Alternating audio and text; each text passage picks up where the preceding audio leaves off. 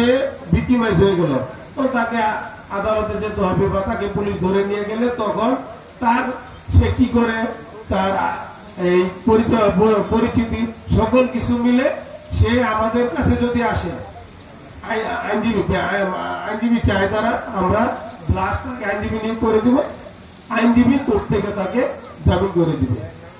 হ্যাঁ, যাই হোক আমাদের এখানে আরো দুটো প্রশ্ন আছে।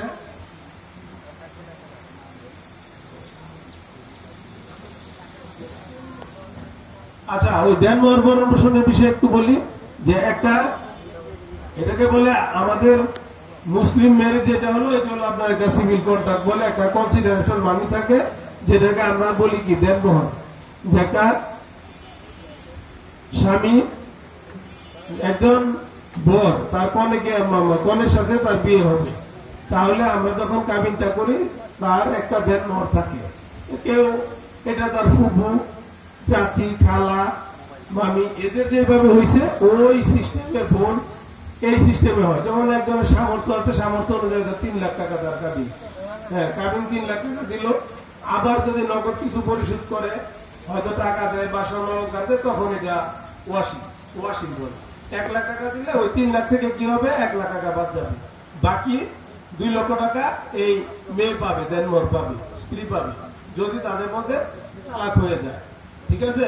আর তালাক না হলেও কিন্তু আপনার আইন আছে, যদি ঘর ভরণ পোষণ না দেয় তাহলে কিন্তু পারিবারিক আদালতে গেলে সে অর্ধেক পাবে। বুঝাতে পারছি? এখন আপনি আসেন যে তার দেনমোহরে ছাড়াছাড়ি হয়ে গেল, তালাক হয়ে গেল, তার দেনমোহরে যে 2 লক্ষ টাকা, শুধু 2 লক্ষ টাকা সে পাবে না, পাশাপাশি তার ওই যে আমি 90 দিন বললাম 3 মাসের ইদ্যৎকালীন একটা ভরণ পোষণ সেটা সে পাবে। আর যখন তাকে তারাই দিবে বা চলে যাবে, আর হয়তো পরে গিয়ে ডিভোর্স দিল, ওই যে এই সময়টা সে পিতার বাড়িতে থাকবে, যেটা তার স্বামী তাকে দেওয়ার কথা ছিল, সেইটাও কাউন্ট হবে। এইভাবে কিন্তু তার দেনমোহরটা সে পাবে। আর এটা দেনমোহরের যে বিষয়টা, এটা কিন্তু আমাদের ইসলামিক লতেও আছে, এটা কিন্তু কোনোভাবে এটা মাপযোগ্য না। আপনি বললেন যে আমি তোমাকে একটা গরু কিনা দিলাম, এটা থেকে অনেক কিছু হবে, এটা এইভাবে হবে না।